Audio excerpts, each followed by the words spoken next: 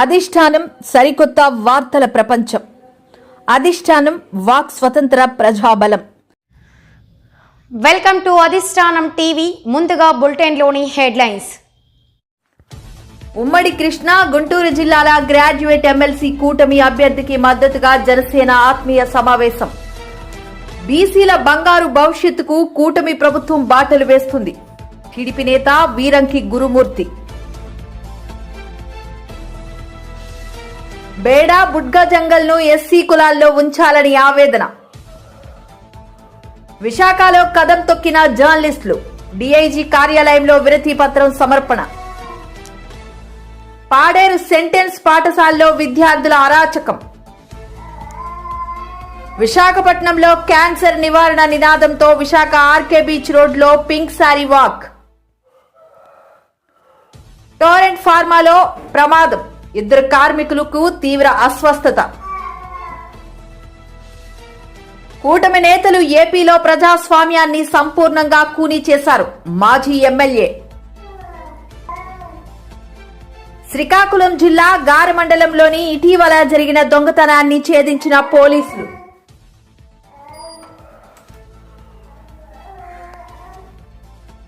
కక్ష సాధింపు చర్యల్లో మాత్రం ప్రథమ స్థానంలో అచ్చెన్న ఉన్నారు. Tekkali YCP in charge. ఉమ్మడి కృష్ణా గుంటూరు జిల్లాల గ్రాడ్యుయేట్ ఎమ్మెల్సీ కూటమి అభ్యర్థికి మద్దతుగా జనసేన ఆత్మీయ సమావేశం. ఈ ఆత్మీయ సమావేశానికి ముఖ్య అతిథిగా మంత్రి నాదెండ్ల మనోహర్ పాల్గొన్నారు. నాదెండ్ల మనోహర్ మాట్లాడుతూ, ఈనాటి సమావేశానికి సభాధ్యక్షులు గాదే వెంకటేశ్వరరావు గారు, సభని ఏర్పాటు చేయడంలో అహర్నిశలు కృషి చేసిన సోదరుడు అమ్మిశెట్టి వాసు గారికి, అదేవిధంగా గౌరవ మంత్రివర్యులు సోదరులు దుర్గేష్ గారు, పెద్దలు శాసనసభ్యులు అవనిగడ్డ మండలి బుద్ధప్రసాద్ గారు, ఎన్టీఆర్ జిల్లా అధ్యక్షులు ఉదయ్ భాన్ గారు, కృష్ణా జిల్లా అధ్యక్షులు బండెడ్డి రామకృష్ణ గారు, అదేవిధంగా గుంటూరు జిల్లా అధ్యక్షులు గాదే వెంకటేశ్వరరావు గారు, సమన్వయకర్తలుగా మనం ఏర్పాటు చేసిన నరసరావుపేట నియోజకవర్గం మార్కండే బాబు గారికి, అదేవిధంగా మచిలీపట్నం నుంచి బండి రామకృష్ణ గారికి, ఈ సమావేశానికి ముఖ్యంగా మనందరం కూడా మీకు పరిచయం చేయడానికి కోసమే కాకుండా మన కుటుంబంలో ఒక సభ్యుడిగా చేరబోతున్న మన ఆలపాటి రాజేంద్ర ప్రసాద్ గారికి మద్దతు పలకడానికి, మనం ఒక బాధ్యతతోటి ఎలక్షన్ ముందు తీసుకెళ్ళడానికి ఆయన్ని కూడా మనస్ఫూర్తిగా ఈ సందర్భంగా నేను అభినందిస్తూ, ఈ సమావేశానికి మన పార్టీ అధ్యక్షులు పవన్ కళ్యాణ్ గారు ఒకే మాట చెప్పారు. ఏ విధంగా మనం సమన్వయపరుచుకుంటూ కలిసికట్టుగా ఎన్ని కష్టాలైనా సరే మనం ఎదుర్కొని గత 5 సంవత్సరాలు చేసిన అనేక కార్యక్రమాలు మనం ప్రజాస్వామ్యాన్ని నిలబెట్టడానికి కోసం, ఆంధ్రప్రదేశ్ భవిష్యత్తు కోసం. మిమ్మల్ని అందరినీ చూస్తుంటే ప్రత్యేకంగా మా వీర మహిళలందరినీ కూడా చూడగానే నాకు గుర్తొచ్చింది, ఆ రోజు చంద్రబాబు నాయుడు గారిని అరెస్ట్ చేసినప్పుడు కోదాడ నుంచి మనందరం కూడా ఆ రోజు ఒక పోరాటం చేసుకుంటూ గన్నవరం ఎప్పుడైతే విమానం ల్యాండ్ అవనీకరణ చేశారో కోదాడ వరకు వెళ్ళి పవన్ కళ్యాణ్ గారిని రిసీవ్ చేసుకుని తిరిగి వస్తున్నప్పుడు ఏ విధంగా పోలీసుల ద్వారా మనం అనేక ఇబ్బందులు పడ్డాం ఆ రోజు చూసాం. ప్రతి పోరాటంలో మీ పాత్ర ఉంది, మీ భాగస్వాములుగా మీరు నిలబడ్డారు.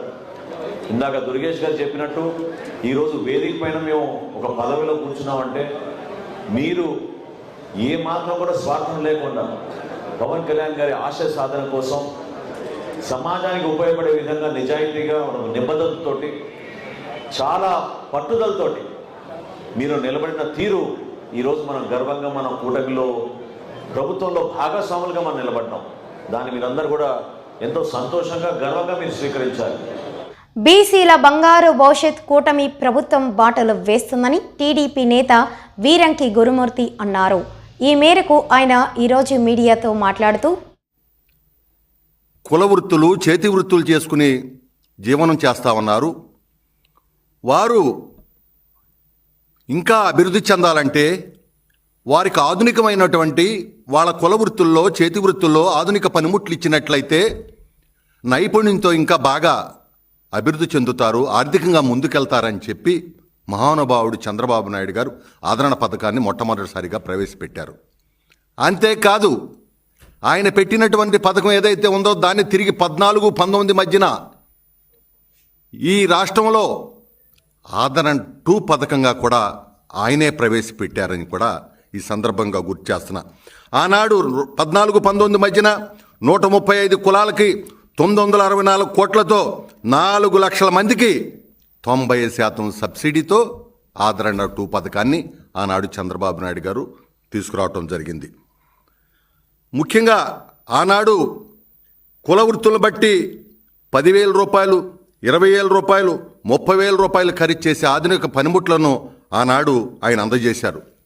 ఆనాడు గీత కార్మికులకు కావచ్చు, కమ్మరి కొమ్మరి వడ్రంగి, అదేవిధంగా ఏదైతే గొర్రెల కాపురులకు కావచ్చు, దాంతోపాటుగా కుల వృత్తిదారులైనటువంటి ఒడ్డెర, భవన నిర్మాణ కార్మికులు, నాయి బ్రాహ్మణులు, విశ్వబ్రాహ్మణులు, రజకులు, ఈ విధంగా చేనేత కార్మికులు, టైలరింగ్ చేసుకునే వాళ్ళకి, అదేవిధంగా పాల వ్యాపారం చేసుకునే వాళ్ళకి, ఎలక్ట్రీషియన్స్కి, ఈ విధంగా ఎంతోమందికి, కొన్ని లక్షల మందికి ఆనాడు తోడ్పాటు ఇవ్వడం జరిగింది. 2019 తర్వాత వైసీపీ ప్రభుత్వం వచ్చింది, జగన్మోహన్ రెడ్డి వచ్చాడు. ఆయన రావటమే ఆదరణ పథకాన్ని ఎత్తేయటం జరిగింది.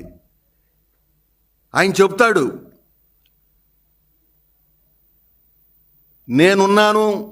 నేనున్నాను, బీసీలను ఆదుకుంటాను అని చెప్తాడు. ఏం చేశాడు చెప్పండి? యుద్ధ రంగంలో కత్తి లేకుండా యుద్ధం చేయమంటే ఎలా ఉంటుంది? బీసీ కులాలు అభివృద్ధి చెందాలంటే ఆదరణ లేదు, పథకాలన్నీ రద్దు చేశారు, నిధులన్నీ డైవర్షన్ చేశారు. ఏ విధంగా అభివృద్ధి చెందుతారు? జగన్ రెడ్డి వచ్చిన తర్వాత ఈ రాష్ట్రంలో 19 నుంచి ఎన్నో బాధలు పడ్డారు బీసీ వర్గాలకు చెందినటువంటి వాళ్ళు. ఆయన ఆదరణ పథకాన్ని రద్దు చేయడమే కాదు, బీసీలను ఘోరాతి ఘోరంగా అణగదొక్కేశాడు ఆయన. ఎందుకంటే బీసీలకు ఉన్నటువంటి ఆనాడు అప్పటికే బీసీలకు ఉన్నటువంటి 30 పథకాలనే నిర్దాక్షిణంగా ఆయన రద్దు చేశాడు. 75,000 కోట్ల నిధుల్ని ఆయన దారి మళ్ళిచ్చేసాడు. మరి ముఖ్యంగా స్వతంత్రం వచ్చిన తర్వాత బీసీలకు ఆర్థికంగా కానీ, విద్యాపరంగా కానీ, రాజకీయంగా కానీ ఎలాంటి అవకాశాలు లేని సందర్భంలో మొట్టమొదటిసారిగా అన్న నందమూరి తారక రామారావు గారు తెలుగుదేశం పార్టీని స్థాపించిన తర్వాత ఆయన ఆలోచన చేశాడు, 150% పైబడి ఉన్న బీసీలు అయ్యో కుల వృత్తుల్లోనే మగ్గిపోతున్నారే. బేడ బుడ్గా జంగంలను ఎస్సీ కులాలలో ఉంచాలని ఆవేదన. కాస్ట్లో సీరియల్ నెంబర్ 9లో ఉన్న మాకు అదే విధంగా కొనసాగించాలని కోరుకుంటున్నాం.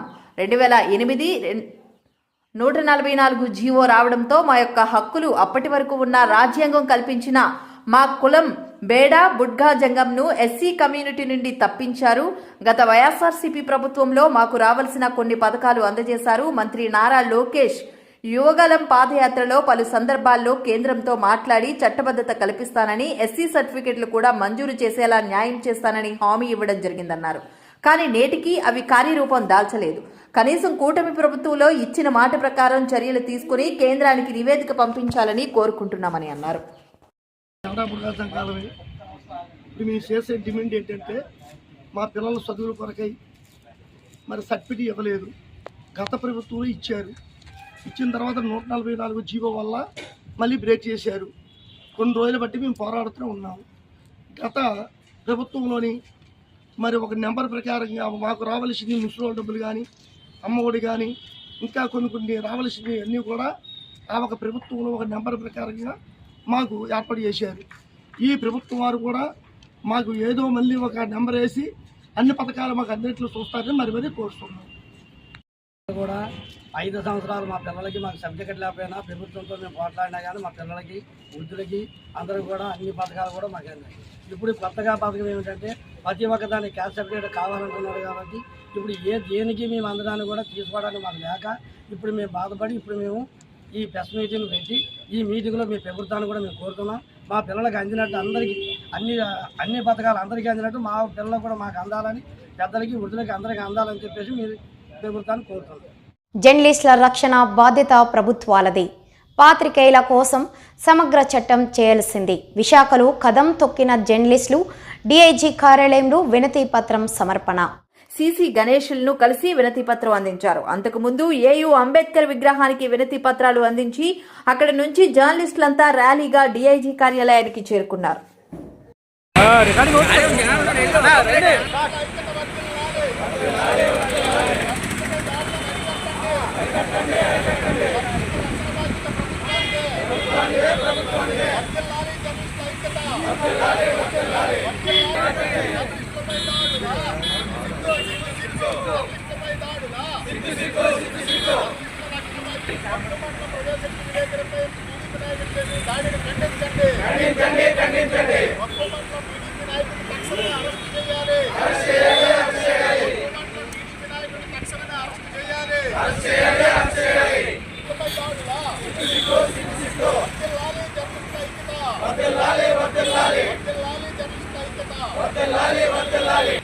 నమస్కారం.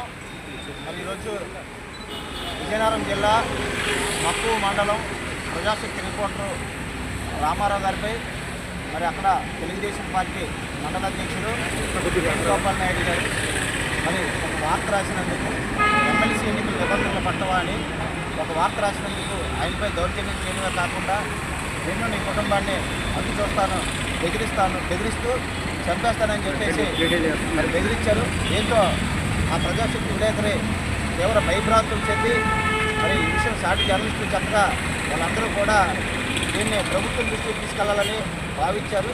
అందులో భాగంగానే ఈరోజు రాష్ట్ర వ్యాప్తంగా ఆంధ్రప్రదేశ్ వర్కింగ్ జర్నలిస్టుల ఫెడరేషన్, అలాగే బ్రాడ్కాస్ట్ జర్నలిస్ట్ అసోసియేషన్, అలాగే వివిధ యూనియన్ల సహకారంతో ఈరోజు రాష్ట్ర వ్యాప్తంగా ఉన్న అన్ని డిఐజీ కార్యాలయాలు, అలాగే జిల్లా కలెక్టర్ కార్యాలయాల్లో వినతి పత్రాలు ఇవ్వడం జరిగింది. ప్రధానంగా మరి వీళ్ళంతా కూడా జర్నలిస్టులు ఎప్పుడూ కూడా నిరంతరం సమాజాభివృద్ధి కోసం పాటుపడేవారు. మరి జర్నలిస్టులను చంపేస్తాం, నరికేస్తాం అనేది అది ఎంతవరకు ఆలోచించుకోవాలి. కాబట్టి ఈ విషయాన్ని ప్రభుత్వం కూడా సీరియస్గా తీసుకొని అక్కడ మండల టీడీపీ అధ్యక్షుడు వేణుగోపాల్ నాయుడుపై చర్యలు తీసుకోవాలని డిమాండ్ చేస్తూ ఈరోజు మేము ఇక్కడ విశాఖపట్నంలో ఉన్న జర్నలిస్టులు అందరం కూడా డిఐజీ గోపీనాథ్ గారి డిప్యూటీ కార్యాలయానికి వచ్చి మరి వినతి పత్రం సమర్పించడం జరిగింది. మరి ప్రజాస్వామ్యం ఇటువంటి మంచిది కాదు. ఎవరైనా జర్నలిస్టు వార్త రాస్తే దానికి వాళ్ళకి ఏదైనా అభ్యంతరాలు ఉంటే వాళ్ళు ఖండనం వచ్చు, లేదా ప్రెస్ కౌన్సిల్కి ఫిర్యాదు చేయొచ్చు, లేదా పరువు నష్టం దావా వేయవచ్చు.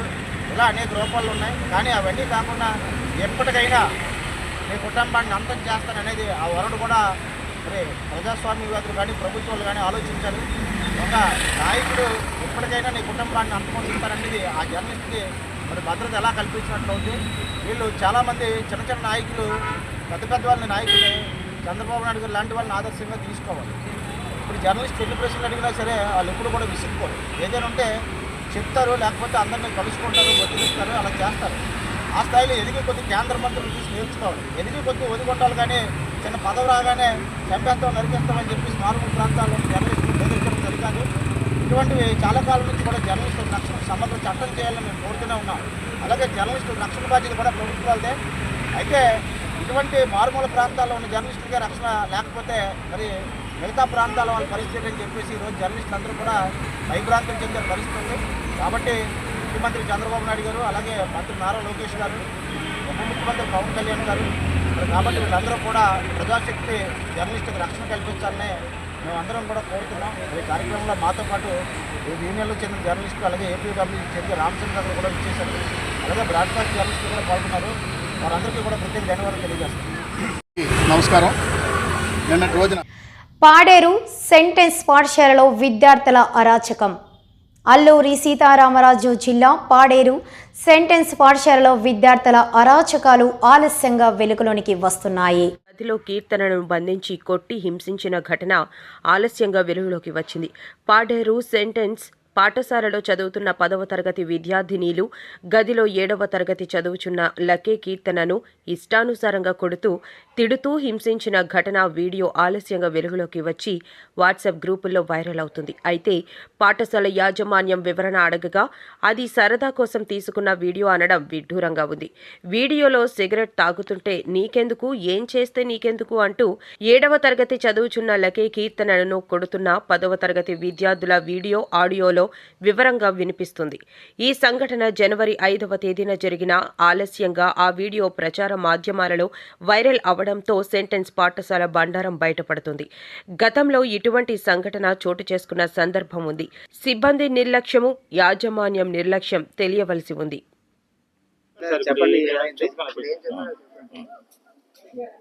నేను మండల ఎడ్యుకేషన్ ఆఫీసర్ పాడారు. ఈ మధ్యన ఈరోజు నేను ఒక సోషల్ మీడియాలో ఒక వీడియో చూడడం జరిగింది. ఆ వీడియో గురించి మా డిఓ గారు సెంటెన్స్ స్కూల్కి విజిట్ చేసి ఎంక్వైరీ చేయమన్నారు. నేను ఆ విషయం మీద ఇక్కడికి వచ్చి ఈ స్టాఫ్ తోటి ఎంక్వైరీ చేయడం జరిగింది. వాళ్ళు ఇచ్చిన స్టేట్మెంట్స్, వాళ్ళు ఇచ్చిన ఆధారాలతోటి నేను నా యొక్క రిపోర్ట్ని మా డిఓ గారికి సబ్మిట్ చేసి తర్వాత ఎంక్వైరీ రిపోర్ట్స్ని సబ్మిట్ చేస్తాం. సోషల్ మీడియాలో ఏ వీడియో చూసి మీరు వచ్చారండి? సోషల్ మీడియాలో ఒక వీడియో, ఈ సెంటెన్స్ స్కూల్లో ఒక ఇన్సిడెంట్ జరిగినట్టు, పిల్లలు దెబ్బలాడుకుంటున్నట్టు ఒక ఇన్సిడెంట్ వైరల్ అయింది. దాన్ని చూసి మా డిఓ గారు కూడా నాకు అలర్ట్ చేయడం జరిగింది. నేను దానికోసం, ఈ ఎంక్వైరీ కోసం సెంటెన్స్ స్కూల్కి విజిట్ చేయడం జరిగింది. ఉమ్మడి కృష్ణా, గుంటూరు జిల్లాల గ్రాడ్యుయేట్ ఎమ్మెల్సీ కూటమి అభ్యర్థికి మద్దతుగా జనసేన ఆత్మీయ సమావేశం. ఈ ఆత్మీయ సమావేశానికి ముఖ్య అతిథిగా మంత్రి నాదెండ్ల మనోహర్ పాల్గొన్నారు.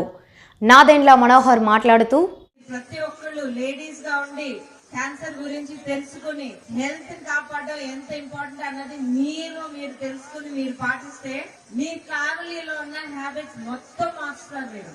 So just think about it. మీరు హెల్తీగా ఉంటారు, మీ వల్ల మీ పిల్లలు హెల్తీగా ఎదుగుతారు, మీ ఇంట్లో ప్రతి ఒక్కళ్ళు హ్యాపీగా హెల్తీగా ఉంటారు. So a woman has the power to change the world. Me strength మీకే తెలియలేదా? సో ఒక విషయం, ముఖ్యమైన విషయం నేను చెప్పాలనుకుంటున్నాను.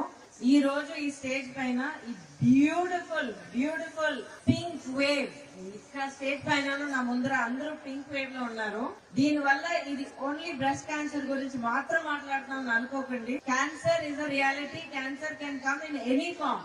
Breast cancer, cervical cancer, ovarian cancer, head and mouth cancer, lung cancer, ఇవే చాలా వరకు ఈవెన్ మెన్స్ క్యాన్సర్. లిమిట్ లేదండి, ఇది నిజం.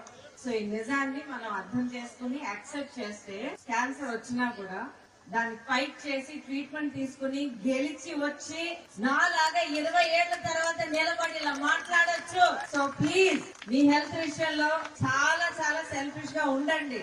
మిమ్మల్ని మీరు కాపాడుకోవడానికి ఏం చేయాలన్నది అన్ని తెలుసుకుని సెల్ఫిష్ గా మీరు పాటించండి. అక్కడ యంగ్స్టర్స్ ఒక బ్యాచ్ లా కనిపిస్తున్నారు. Boys, your mother, your sister and everyone will be wearing a pink saree and standing here. So మీరు అందరూ హ్యాపీగా ఉండాలి. Boys, girls, men, women, old, young అందరూ హ్యాపీగా ఉండాలి, హెల్తీగా ఉండాలి.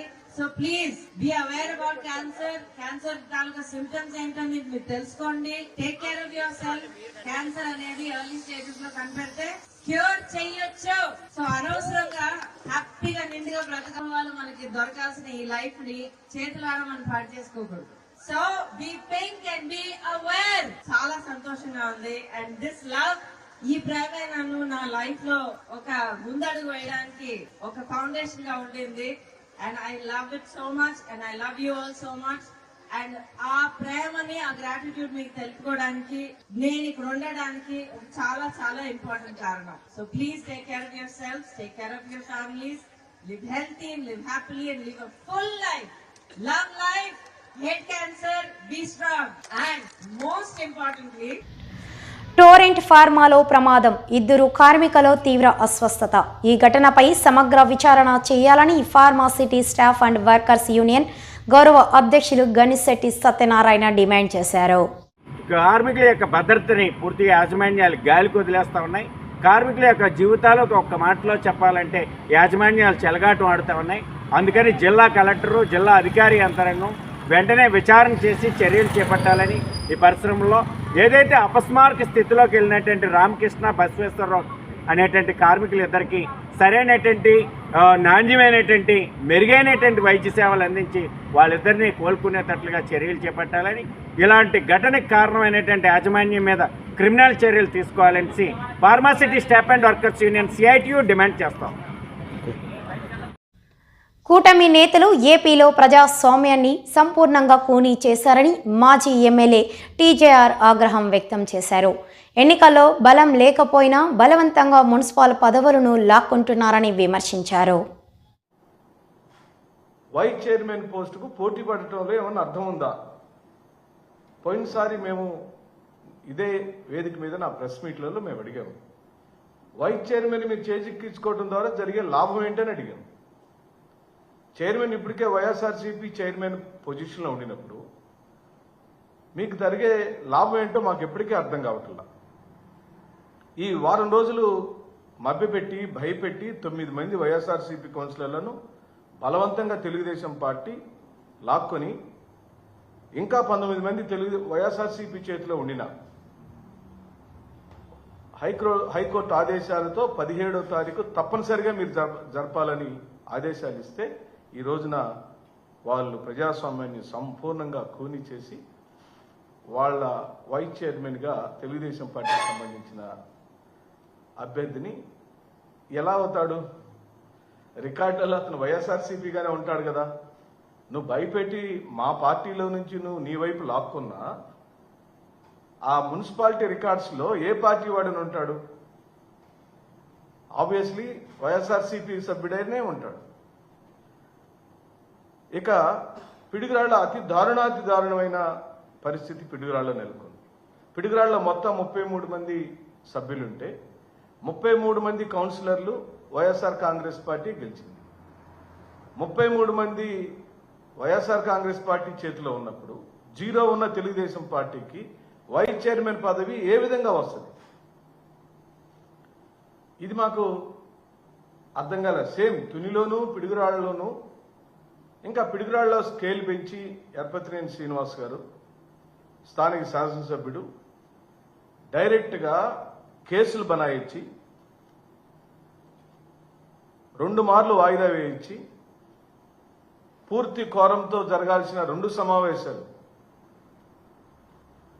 కోరం జరగనీయకుండా పోలీసుల్నే అడ్డంగా పెట్టుకొని ఆ కౌన్సిలర్లను రాత్రులు కిడ్నాప్ చేయటం, మెజార్టీ సభ్యులు ఎలక్షన్కి వస్తుంటే వాళ్ళని రహదారి మీద అడ్డుకోవటం లాంటి ఘటనలను పూర్తిగా వైఎస్ఆర్సీపీ ఖండిస్తుందని సందర్భంగా మనవి చేస్తూ 3 మున్సిపాలిటీల్లో కూడా ఒక చోట వాయిదా పడింది ప్రస్తుతానికి. కానీ 2 సున్నాలున్న మున్సిపాలిటీలలో శ్రీకాకుళం జిల్లా గారా మండలంలోని ఇటీవల జరిగిన దొంగతనాన్ని పోలీసులు ఛేదించారు. ఈ మేరకు సోమవారం ఉదయం ఎస్పీ కార్యాలయంలో డీఎస్పీ వివేకానంద వివరాలు వెల్లడించారు. దాని మీద ఇమీడియట్గా మా గారా ఎస్ఐ గారు, రూరల్ సిఐ గారు న్యాయస్థానానికి వెళ్ళడం, మొత్తం అంతా కూడా పరిశీలన చేయిస్తే నేరం జరగడం అనేది వాస్తవం. సుమారు 17 తులాల బంగారం ముందుగా 14 తులాలు పోయినట్టుగా గుర్తించారు. తర్వాత ఇంకా ఎత్తితే భర్త తాలూకా వస్తువులు కూడా పోయినాయని గుర్తించడం జరిగింది. మొత్తం 17 తులాల బంగారం పోయింది. దాని మీద మా సిఐ గారు, ఎస్ఐ గారు ప్రత్యేక శ్రద్ధ కనిపించి ఫింగర్ ప్రింట్స్ అన్నీ తీయడం అయింది. ఎక్కడా కూడా ఫింగర్ ప్రింట్స్లో ఎటువంటి మనకి క్లూ అనేది లభ్యం కాలేదు. తీసిన ఫింగర్ ప్రింట్స్ అన్నీ కూడా ఇన్మేట్స్ వచ్చినాయి. అదర్ దాని మీద ఆ ఊర్లో పర్మనెంట్గా ఒక నిఘాను పెట్టారు. ఎందుకంటే ఇట్స్ ఏ గ్రేవ్ కేసు. అలా 17 సంవత్సరాల నుంచి తరగతి మాత్రం పోవడంతో పర్మనెంట్గా ఆ ఊర్లో ఒక సిబ్బందిని పెట్టి అసలు ఏంది ఇది ఎవరో లోకలే తీశారు, బయట నుంచి వచ్చినటువంటి నేరస్తులు కాదు అనేటువంటి వాళ్ళకు ఉన్నటువంటి సమాచారం మేరకు వాళ్ళు చేయడంతో ఒక అనుమానితుడిని అనుమానించారు. అతన్ని మొత్తం పికప్ చేయడం, అతని మీద నిఘా పెట్టడం, అతను ఖర్చు పెట్టే విధానం, అతను చేసే విధానాన్ని అన్నింటినీ పరిశీలన చేసుకుని అనుమానం మీద పికప్ చేసి ఇంట్రాగేట్ చేస్తే ఆ రాజు అని చెప్పి జోగి రాజు, అదే గ్రామానికి చెందినటువంటి ఆటో డ్రైవర్, అతను ఇవంతా కూడా బంగారం అంతా కూడా దొంగతనం చేసేది. అతను ఏంటంటే వీళ్ళని ఎప్పటి నుంచి అబ్జర్వ్ చేస్తున్నాడు. వీళ్ళు ఉదయాన్నే తలుపులన్నీ వేసుకుని పనిలోకి వెళ్ళిపోతారు, సాయంత్రం రాత్రికి వస్తారు. ఇంతకుముందు కూడా 1-2 సార్లు ఈ ఇల్లు ఇలా అటెంప్ట్ చేయడానికి ట్రై చేశాడు, కుదరలేదు. ఆ 22 పాలన పరంగా రాష్ట్ర మంత్రి అచ్చెన్నాయుడు 17వ ర్యాంకులో ఉంటే కక్ష సాధింపు చర్యల్లో మాత్రం ప్రథమ స్థానంలో ఉన్నారని టెక్కలి వైసీపీ ఇన్ఛార్జ్ పేడర తిలక్ ఆరోపించారు. సోమవారం టెక్కలి మీడియా సమావేశంలో ఆయన మాట్లాడారు. అచ్చెన్నాయుడు గారికి 17వ ర్యాంకు. ఇది అచ్చెన్నాయుడు గారి ఘనకీర్తి. మరి రామ్మోహన్ నాయుడు దేనికి పనికొచ్చారు? ఆ కేంద్ర మంత్రి ఇచ్చారు. డ్రోన్ కెమెరా అంటాడు, హెలికాప్టర్ అరసవెల్లో తిరుగుతుందంటాడు, విమాన సర్వీసులు శ్రీకాకుళం జిల్లాకు తీసుకొస్తానని చెప్తాడు. ఏ రామ్మోహన్ నాయుడు విమాన సర్వీసుగా ఈ జిల్లాలో ఉన్న వ్యవసాయంపై ఆధారపడిన కుటుంబాలకు, వ్యవసాయదారుడైన రైతుకి మీ ప్రభుత్వంలో కనీసం వాళ్ళు పండించుకున్న పంటకి గిట్టుబాటు ధర ఇవ్వలేకపోయారు. పండించిన ధాన్యాన్ని ఈ రోజుకి వరకు కొనుగోలు చేయలేకపోయారు. మీ చిన్నాన్న మంత్రి, వ్యవసాయ శాఖ మంత్రి, మరి ఏడు పీకుతారు మీరు ఇద్దరు కలిసి? కేంద్ర మంత్రిగా నువ్వు, అచ్చెన్నాయుడు గారు రాష్ట్ర మంత్రిగా ఏం పీకుతున్నారు? ఈ జిల్లా వ్యవసాయంపై ఆధారపడిన జిల్లాని, వ్యవసాయం చేస్తున్న రైతుని, పండించిన ధాన్యాన్ని ఈవేళ మిల్లర్స్ కొనలేక, మిల్లర్స్ అంతా కూడా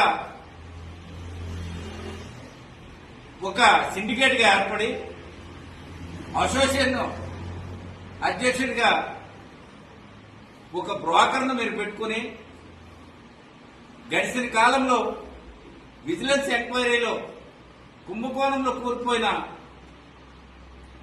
వ్యక్తి బోయిన్ రమేష్, అలాంటి వ్యక్తిని అసోసియేషన్ ప్రెసిడెంట్ గా పెట్టుకుని మీ తమ్ముడు కింజరా ప్రసాద్ దానికి పురస్కృతం చేస్తుంటే జిల్లాలో ఉన్న రైస్ మిల్లర్స్ అంతా కూడా మీ కంట్రోల్లో నడుస్తున్నారు.